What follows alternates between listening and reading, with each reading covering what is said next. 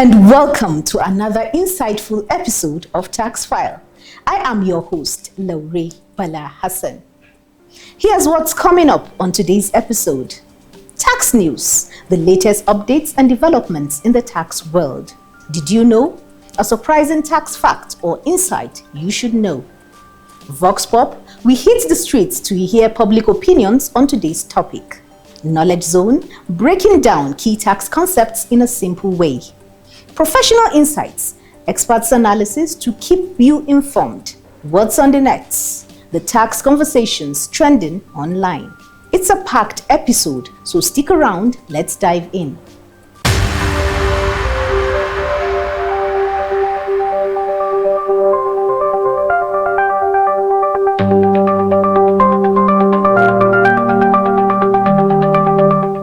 Let's bring you up to speed with the latest news.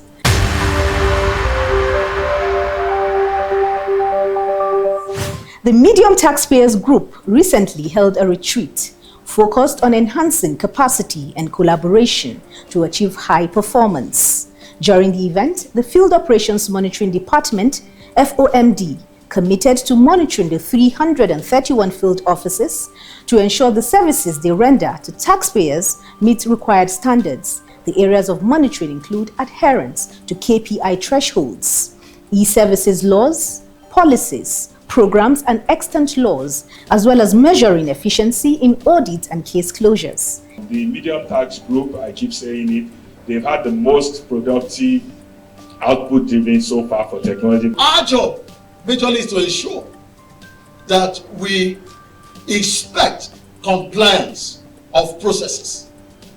We assess and track implementation of policies that have been rolled out by management, whether they are applied as prescribed by management, to ensure the flow of procedures and standards in the system. And that drives voluntary compliance and behavior. As part of FIR's strategic plan to achieve a set target of 25.02 trillion naira, the Large Taxpayers Group organized a high-powered retreat in Abuja. The retreat aimed to bring stakeholders together to discuss facility enhancement, staff training, capacity building, and technology integration towards achieving overall targets. Swateku has the reports.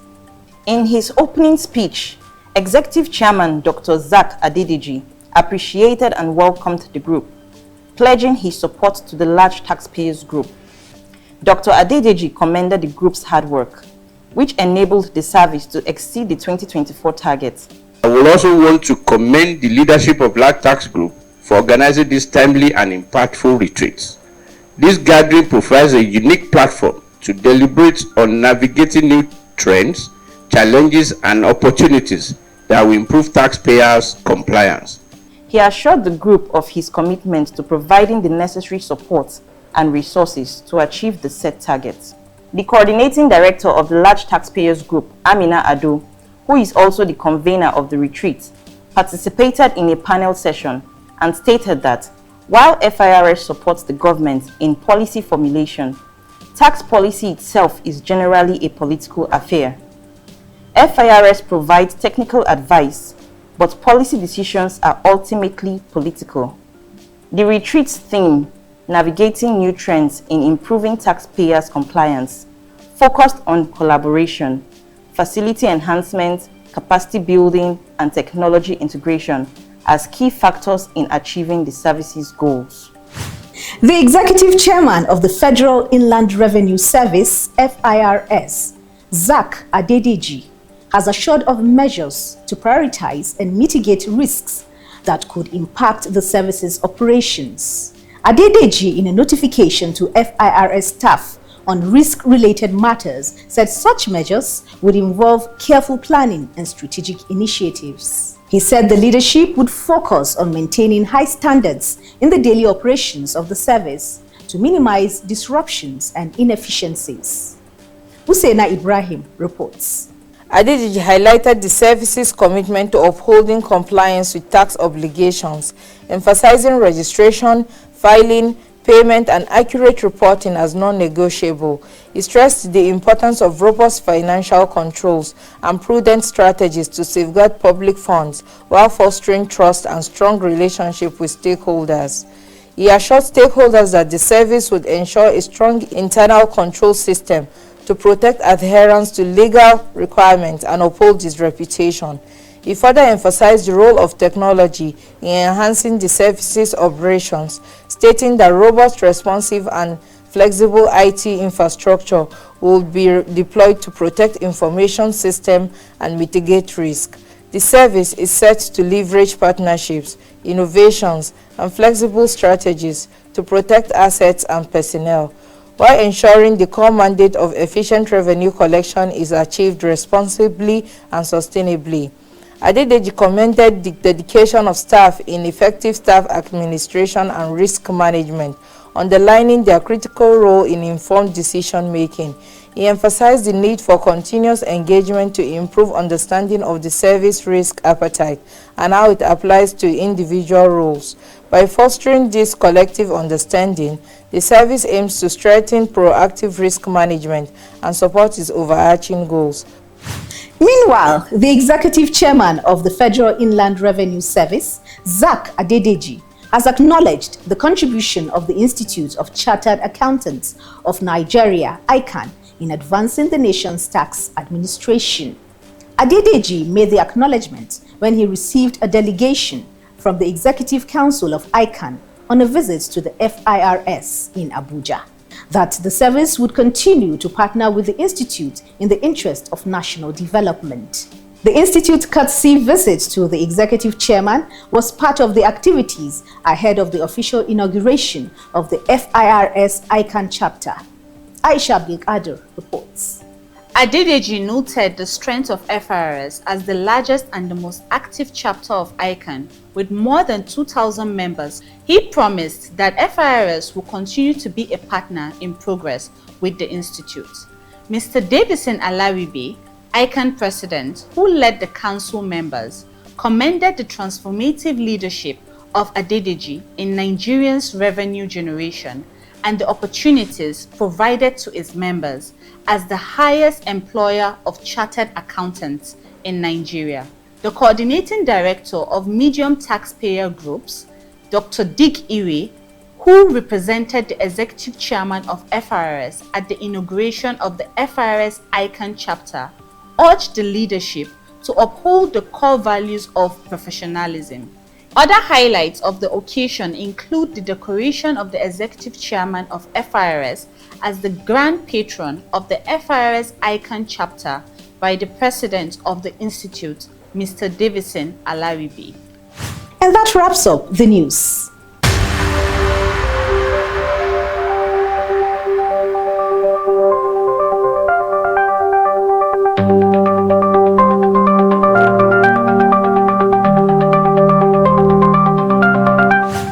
Let's take you to our Did You Know segment where we uncover some interesting facts.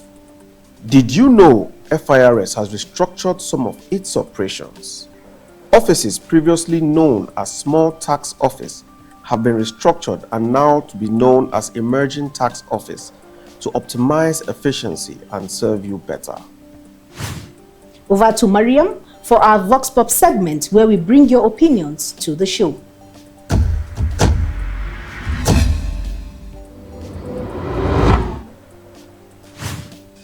Hello and welcome. My name is Mariam Julbi Edura. Today we've hit the streets again to find out what the public knows to be the function of the Federal Inland Revenue Service. What do you know are the functions of the Federal Inland Revenue Service? I know about their after mobilization of revenue, taxes, and all the other things for the government use. What do you know to be the functions of the FIRS? Well, the FIRS, when the FIRS are doing well, based on they're helping the government to get the tax so that they can mobilize many things in Nigeria. When during Buhari was not, the FIRS were not functioning like Tinubu.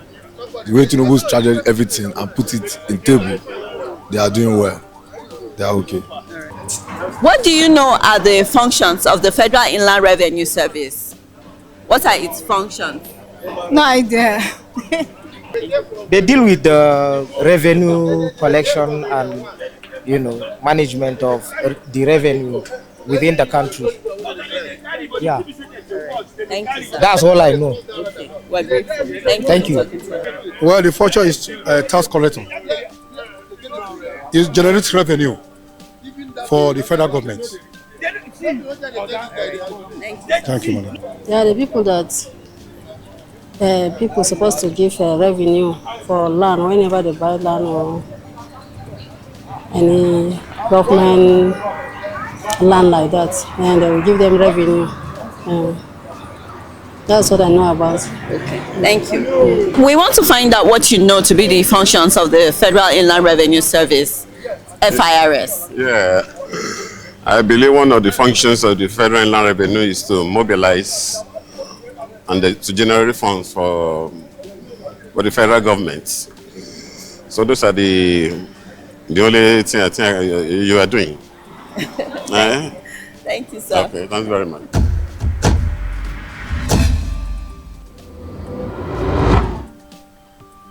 Let's bring Ashu to take us through the knowledge zone.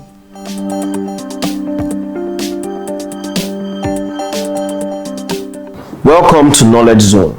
I am Ashu Abe. Today I will be talking about the functions of FIRS. The functions of FIRS, according to the Establishment Act of 2007, includes assessment of taxable persons, companies, etc. Assess, collect, account for, and enforce payment.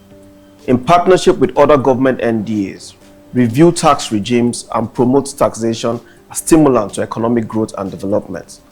Collect, recover, and pay into designated accounts all taxes in the Act. Collaborate with relevant enforcement agencies to do examination, investigation, and enforce compliance. Periodically determine, estimate financial loss accruable to government due to tax fraud and evasion.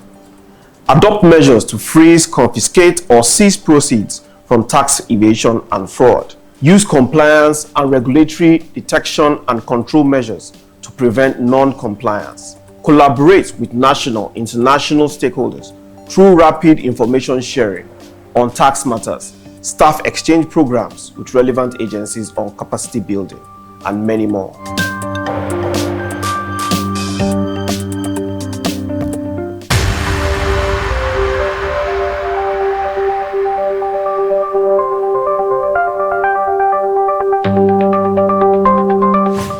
Finally, let's gain some expert perspectives on the professional insight where our guest is already waiting.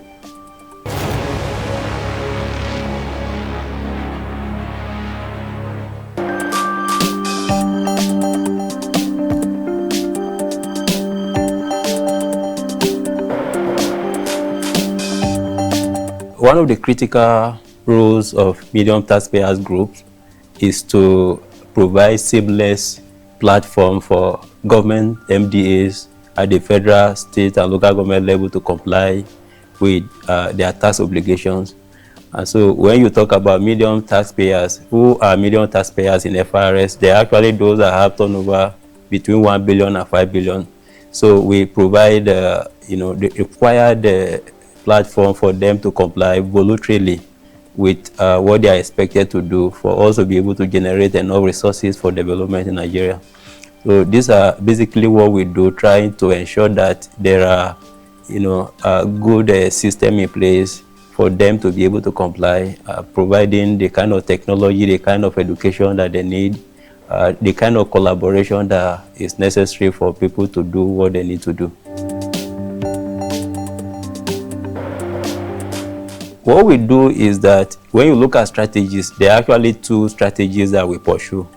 One strategy is the one that can help us sustain voluntary compliance, while the other one is to deter non-compliance. So what do we do with voluntary compliance? We try to help them do what they are supposed to do by giving them constant education, by providing technology that will help them to comply, to register, to file, to make payment for taxes, and to also report as at when due.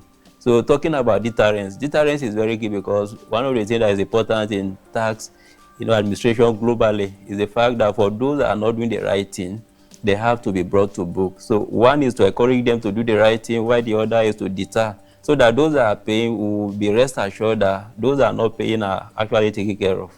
So we use these two strategies to achieve the goal of compliance.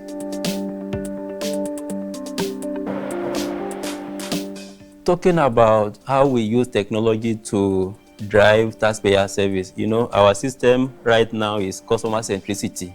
So how do we focus on the customer? Because the taxpayers are customers. So what do? We use technology like social media to reach out to our taxpayers.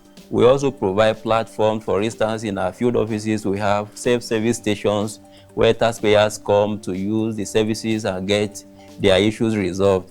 And when you talk about audit, we use technology in identifying the taxpayers to be audited, because we have so many taxpayers and we don't have the capacity to audit all of them. So we carry out what we call risk analysis. And with technology, you are able to analyze to know taxpayers that have higher risk, so that you don't necessarily need to disturb those that are already complying. For those that have risk are the people that will be subjected to tax audit. And by the end of the day, you are able to deter, you are able to encourage those that are complying, because those that are not complying are actually audited properly.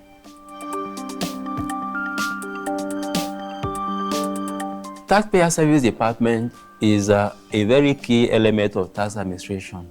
And what do we mean? Taxpayer Service Department, although it's a headquarter department, it has units across all the field offices of the Federation. So what do? They are there to respond to taxpayers' needs. They are there to respond to queries and inquiries from taxpayers. And beside that, as I've mentioned earlier, they are also there to put out the necessary information that taxpayers need to know for them to be able to comply adequately. One of the things that we have done recently is to go to taxpayers where we can meet them. And we do this through town hall meeting. We also go to trade fairs for us to be able to meet taxpayers and try to encourage them to comply, try to tell them what they need to do. Because most of the times you discover that people don't comply because they are not aware of their obligation. So Taxpayer Service Department is supposed to go out there to tell the people, to tell the taxpayers their obligations. And when most of them know what they are supposed to do, they end up complying. And we believe that this is the best way to sustain voluntary compliance, by going out there to meet with the people, talk to them, tell them what they are supposed to do, what they need to do to register, what they need to do to file, what they need to do to pay their taxes from their comfort of their bedroom, because we have deployed technology. And we also need to encourage them on how to properly report, so they will be far from non-compliant, because it comes with a lot of penalties and all of that.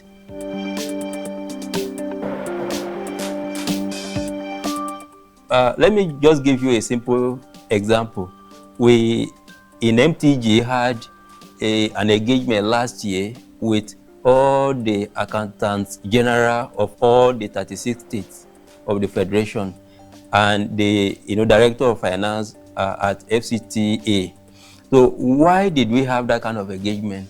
We needed to bring them together to, number one, listen to their challenges and help them to resolve challenges that could have some legal dimension. There are challenges that are technologically related. So we needed to come together to be able to look at their concerns, their challenges, and provide solutions on how they can seamlessly remit their taxes to government. And another thing that we do also is that we have state monitors in all the 37 locations, that is 36 states and FCT. We call them state monitors. Those people are there to be able to respond quickly to challenges and issues that the state government and the federal agencies in the different states of the Federation are having. So this is what we do. And if the local government having autonomy, meaning they are going to be getting money directly from the federal government, we are already planning on an engagement where we will be meeting with treasurers from different states. And why do we need to meet them? Because we need to meet them to educate them on what they need to do about withholding tax, about value-added tax, about stamp duties, and any other related issues of compliance. So this is what we do, try to collaborate with them to ensure that they do the right thing at the right time.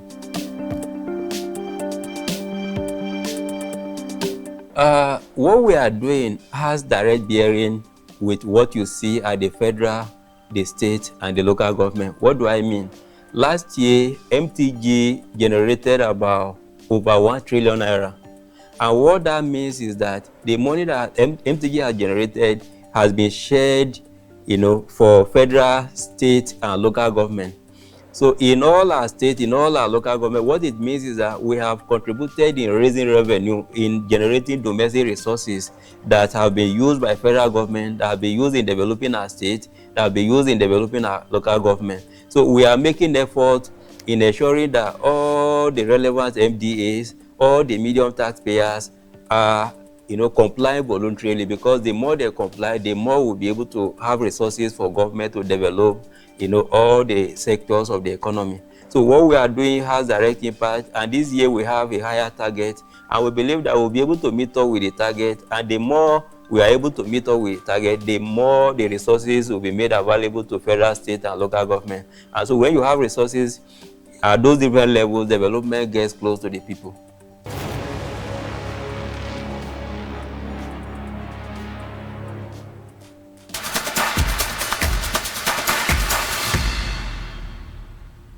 Hello everyone, this is What's on the Net. I am Amina Adiola Abbas. Today on X, at Nikishow_911 says, I have a question. Do I have to pay a fee before I can be upgraded to Tax Pro Max? No, you are not required to pay any fees for updates or upgrades on Tax Pro Max.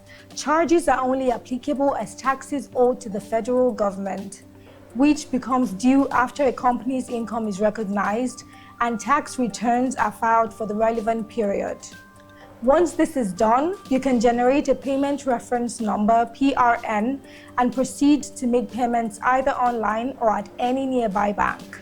For the second question, can you please enlighten the public on the difference between FIRS Teen and JTB Teen? Because it's not nice when we come to your office, we are compelled to register for a new teen, says Adblesoforio on X. Well, the FIRS tax identification number teen is not solemnly for the purpose of opening bank accounts. As the name implies, a tax identification number is a unique ID that distinguishes each corporate entity and serves multiple purposes. The FIRS teen is specifically for corporate entities and can be used nationwide without the need to generate a new teen when opening a new office or relocating to another state. On the other hand, the JTB Teen is a unified identification number used by all state internal revenue services for individuals and enterprises, business names, before the introduction of the JTB Teen. If a resident of Abuja moved to Lagos, they are required to register for a new teen with the Lagos State Internal Revenue Service, even if they already had one with the FCT Internal Revenue Service. Similarly, if the same individual later relocates to Port Harcourt, they would need to register for another teen with the Rivers State Internal Revenue Service. However, with the introduction of the JTB Teen, individuals and enterprises can now use the same teen across all states in Nigeria. The only requirement is to update their address in our system. I hope you've been enlightened.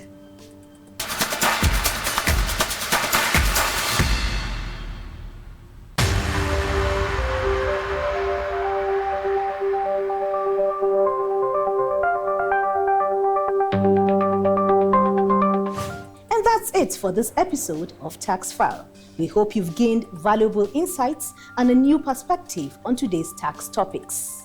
Until next time, stay informed, stay empowered. See you soon. FIRS, simplifying tax, maximizing revenue.